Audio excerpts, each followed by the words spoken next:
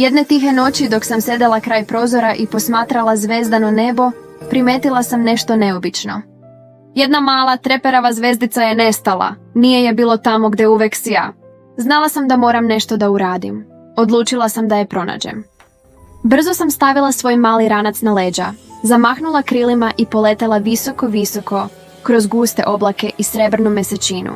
Letela sam sve brže, a vetar mi je šaputao priče o dalekim galaksijama. Prvo sam srela velike pufnaste oblake. Pitala sam ih, hej oblaci, da li ste možda vidjeli jednu malu uplašenu zvezdicu? Ali, oni su samo lenjo zevnuli i rekli, mi smo spavali, nismo ništa primetili. Nisam odustajala. Nastavila sam da letim još više, sve dok nisam stigla do meseca. Smejao se tiho, obasjavajući sve oko sebe i nosio svoj predivni srebrni šal od mesečine.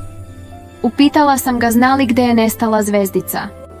On mi je nežno odgovorio.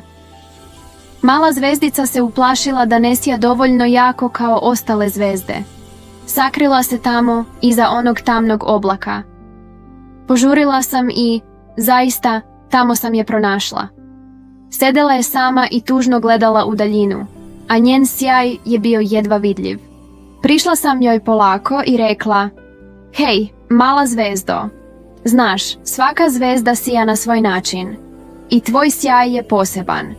Nebu bi bilo mnogo tužno i prazno bez tebe. Kada je to čula, zvezdica se nasmejala i odjednom zablistala jače nego ikad. Njen sjaj je obasjao čitavo nebo. Zajedno smo poletele nazad, visoko među ostale zvezde. Podigla sam je i pažljivo je vratila na njeno mesto. Te noći, dok sam se vraćala u svoj topli krevet, ponovo sam pogledala kroz prozor. Tamo je, na svom mestu, sijala moja mala zvezdica, svetlucajući jače nego ikad. U jednom trenutku zatreperila je, baš kao da mi namiguje i zahvaljuje se.